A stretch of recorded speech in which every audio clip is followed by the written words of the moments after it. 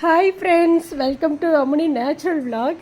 இன்றைக்கி காலையிலே பார்த்தீங்கன்னா போர்ட்டிகோவெல்லாம் கம்ப்ளீட்டாக கூட்டி நீட்டாக வந்து கழுவி தொடச்சி விட்டாச்சு. இன்றைக்கி வெள்ளிக்கிழமை இல்லையா, நேற்று இருந்தாலும் தொடச்சி விட்டேன். இன்றைக்கி கொஞ்சம் இந்த செடிகள்லாம் கொஞ்சம் காலையிலே கொஞ்சம் மாற்றி மாற்றி வச்சோம். நானும் தம்பி சேர்த்து கொஞ்சம் வெயில் படுற இடத்துலலாம் இந்த மல்லிகைப்பூ செடிகளெல்லாம் மாற்றி மாற்றி வச்சுட்டு, அதுக்கப்புறம் ரோஸ் செடியை கொஞ்சம் வந்து மதியத்துக்கு மேலே வெயில் இல்லாத இடத்துல கொஞ்சம் அப்படியே மாற்றி வச்சுட்டு, மேலே இருந்த அந்த நித்திய கல்யாணி பூ இருக்கு இல்லையா, அது மேலே அழகாக பூத்துட்டு இருந்தது.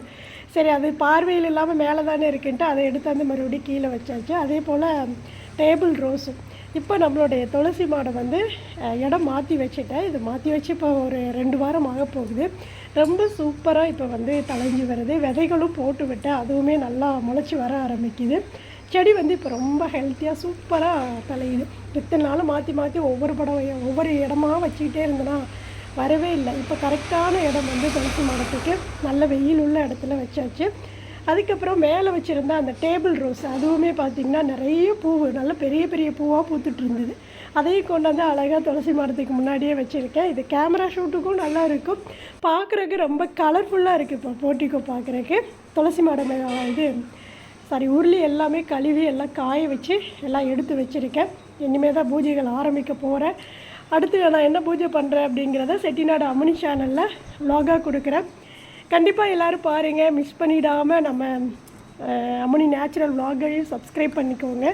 பூஜை வீடியோஸ் எல்லாமே வ்ளாக் எல்லாமே பார்த்திங்கன்னா செட்டிநாடு அம்மனி சேனலில் வரும். அந்த சேனலை தொடர்ந்து பாருங்கள், சப்போர்ட் பண்ணுங்கள்.